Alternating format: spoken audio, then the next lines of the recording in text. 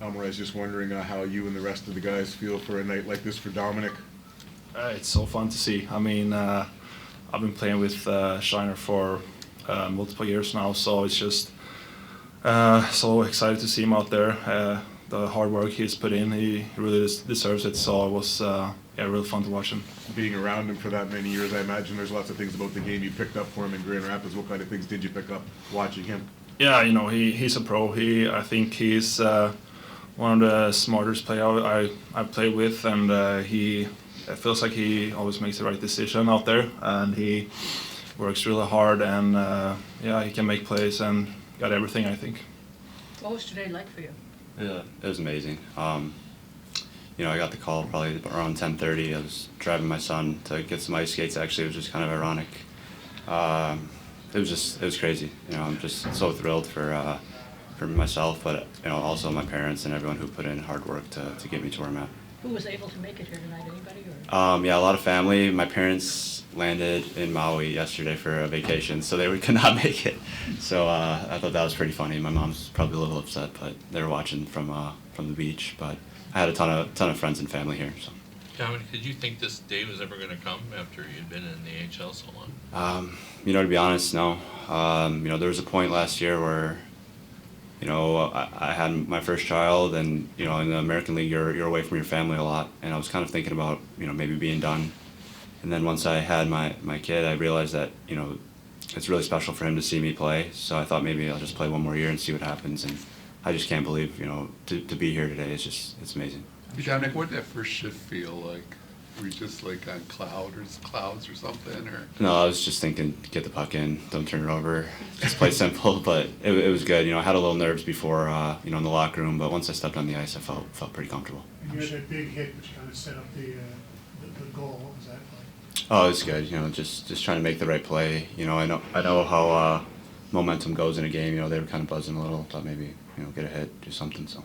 I'm sure your son was in attendance tonight? Yeah, he was here, yeah. So what's that like? When you were thinking about maybe not playing, being done, and then to have him here as the first game? Yeah, I can't put it into words. I saw him in warm-ups. He recognized it was me. He's only 21 months, but he's just starting to kind of be aware of his surroundings, what he likes, and things like that. So to have him look at me and smile is just, I can't put it into words. Did you ever finish the trip to buy the skates, or did you just go home and keep going, or? No, we ran. So we were supposed to go to Piranha's, get skates, but we cut it short. We just went to Dick's Sporting Goods and got a ball and headed home. So had to get him something. What's his name? How do you spell it? What's your wife's name? It's Cooper. Cooper? Yep, Cooper standard spelling, and my wife is Taylor. Taylor Shine. So there was a couple video clips. Were you fist bumping him as you came off a warm up? Yep. Yeah. Did you see him against the glass? Yeah. Yeah, that was him. Like, what else are you gonna remember of this day 5-10 years from now? It's just like being a kid from Detroit. It's something you dream about. Maybe, I don't know, you just pretend like you're on the Red Wings or, put on a jersey. But to actually be able to wear it in a regular season game and be here is just something I'll cherish forever. So. Like, when you played for Little Caesars, did you play at the Joe? No, I played at State Fairgrounds. So, State Fairgrounds. Yeah, not as nice as the new setup they have here. Do you think, I guess it's hard to compare because you didn't get the chance like Elmer did to play in your 20s up here. But do you think at your age it's a little easier to maybe handle this whole thing and not be overwhelmed by the scenario? Maybe, yeah. Yeah, I played, 400 and, 60-something games in the American League. It's a lot of hockey. It's hard hockey down there. It's, it's not easy. So I think, it just prepares you to be a better hockey player down the road. Why was it Grand Rapids over and over for you? Because that's a long, you're running with one AHL team is uncommon. So why was it Grand Rapids over and over? I'm from Detroit. I love the Red Wings. I love the organization, but also I think the biggest thing was I wanted to plant some roots for my family and not, have to bounce around, American League teams. My wife ended up, she was my girlfriend at the time, but moved to Grand Rapids to be with me. She found a great job. So, she was comfortable, and, I just wanted to have a good life in that sense. And then the game tonight, you get a 2-year deal out of it. Like, what's that like? You get the first, there's the game tonight, then you sign the first NHL contract. What's that like? I guess I haven't really thought about it too much. It's kind of been a whirlwind today, so. You said there was somebody today compared to what I'm sure you had imagined it being all those years. Way better. Growing up, Dominic, who was the wing that you wanted to be like? Who did you imagine yourself being when you were playing hockey in your basement? Or Whoever went next. I mean, there's so many. Like I grew up in probably the best era of hockey anywhere, and there's Yzerman, there's Drape, Smallby. I love the hard nosed guys. I love the way that they played, and so just watching the Wings, it was great. You said you got a call this morning. Who called you? Sean Horkoff. And then what was it like once you got here to the arena, like walking into the locker room?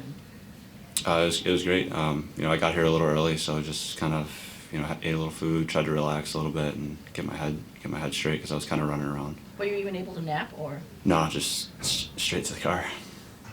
To have it end in a win, how much more special does that make it to have that, what I'm sure that locker room was like afterwards? Yeah, that's what I wanted, for this. I mean, to come out with a win and have everyone in that locker room happy, you can't ask for anything more than that. Elmer, for you, this is your second time around up here. How different does it feel to you than when you came in here as a rookie the first time? Feels like I've grown as a player. Feels like I'm playing better. I've grown into my game and starting to use my size and my skills and shot to my advantage. So it feels like I'm growing into it more and more, and just know a little bit more what it takes. And so far it feels good.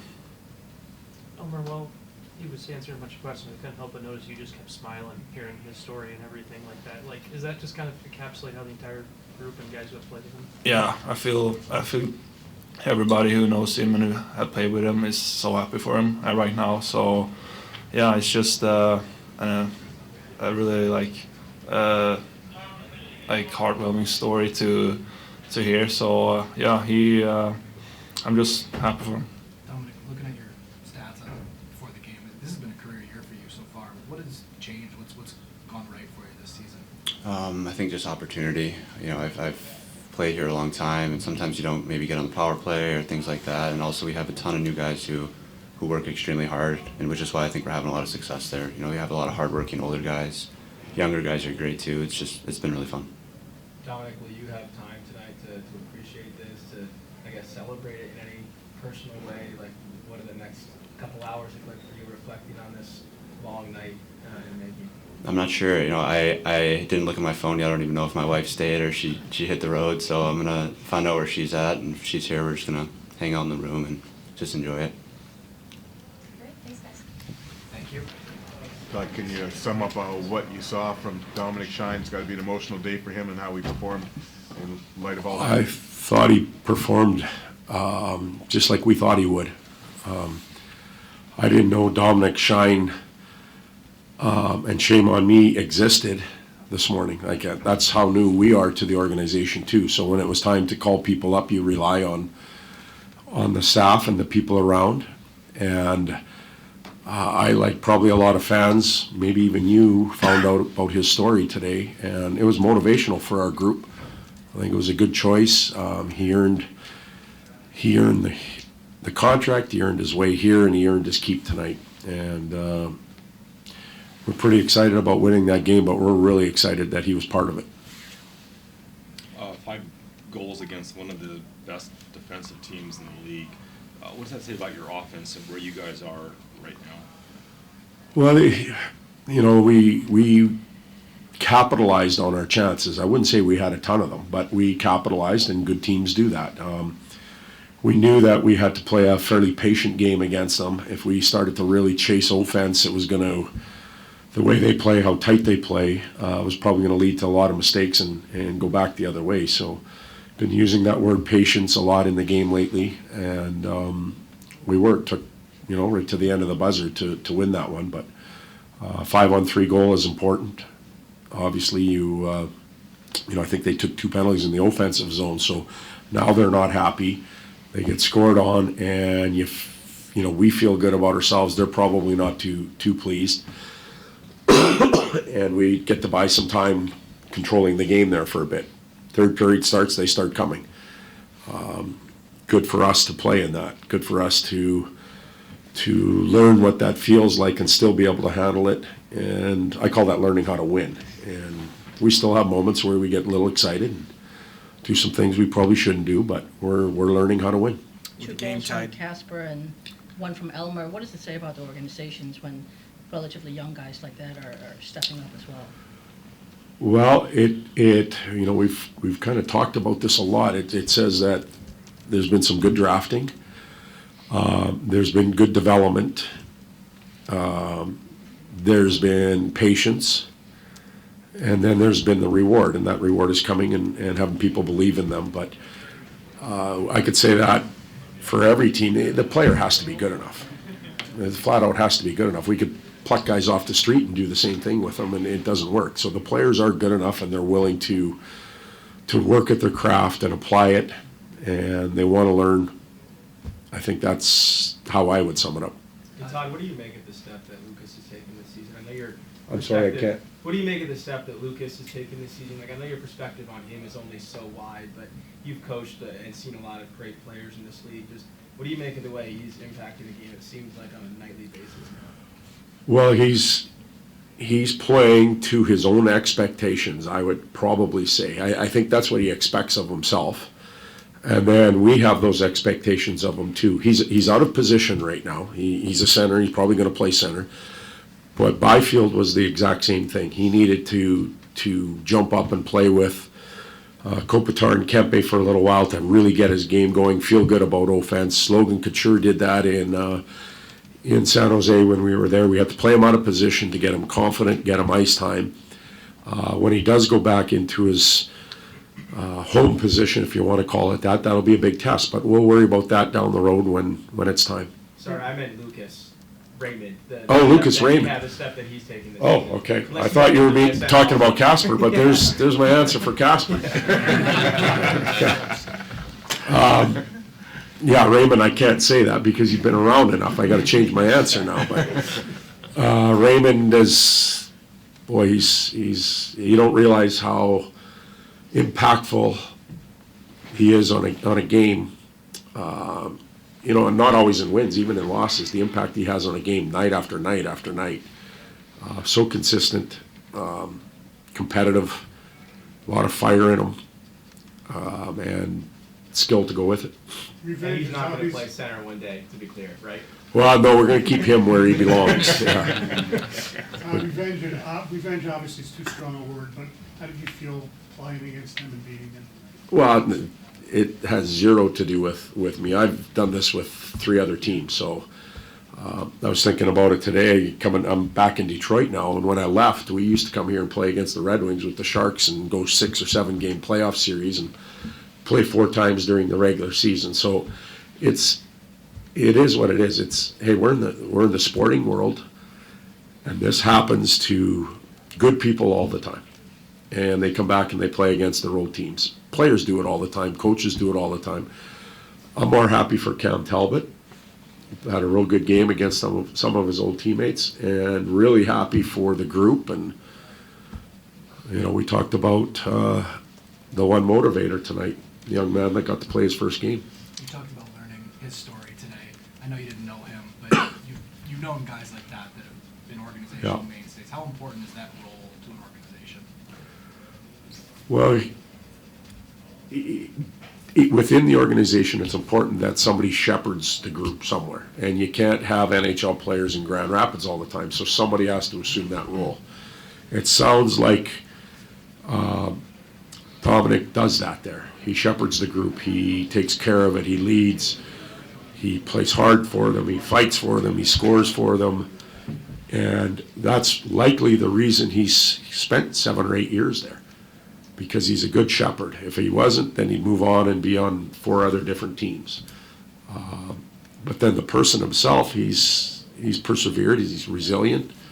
I'm sure there's been moments he's probably looked in the mirror and go, what the hell am I doing? But he stuck with it and got rewarded. When you say this morning you didn't even know he existed and he comes up, is that something where you and your staff, do you call Dan? Like, what do you do to try to get as much to crash course, get as much information you can? Well, remember that's just me. There's a whole staff here that spent training camp with him. He's been in the organization for 7 or 8 years. So, Crash, all I heard come out of people's mouths is he's going to be fine. You're actually going to really like him. And that's all I needed to hear, and give him a chance. So there was a lot of people. Trent Yanni and I are the only 2 people that did know Dominic. We know him now. Do you think, with his maturity and experience, this is an easier step to make? He's not gonna be overawed by the situation like maybe a 20-year-old might? I think that's a good question, Bob. I can't answer that because I don't know his makeup yet. I don't know if he's an anxious person or a calm person. 20-year-olds can get really wound up and excited, but why wouldn't he be? I would think that the thrill, he's got a son that came to the game today and family from Michigan. I would think that his heart was pounding a little bit when the game started. Doesn't matter how old you are, you get pretty excited. I don't know if he's better equipped to handle it, though, than a 20-year-old. I couldn't answer it. Ty, you won 3 straight at home now. Can't look too far ahead, obviously, but 19 of your last 32 are on the road. How do you carry over that success of winning these, chipping away, getting up in the standings on the road, that kind of a challenge? You're going to have so many games. I've been asked that question about strength of schedule and road games, and I just know we practice tomorrow, and we got to pick something to get better at, and we will, and the guys will respond, and we'll do it again, and then we're going to get on a plane and maybe go play the Stanley Cup favorites. It won't be easy, but we're gonna get up to bat and swing the bat. We're not there to walk. Is it hard to keep them focused on one game at a time, or is that something you feel? No, it hasn't been. The group's been really good. I don't think anybody gets too far ahead. We haven't overdone things. We just little pieces at a time, and maybe that helps. We'll give them something tomorrow to work on and try and get better, and then we'll try and put it into play in Edmonton and continue to refine what we've already put in. Okay, good night.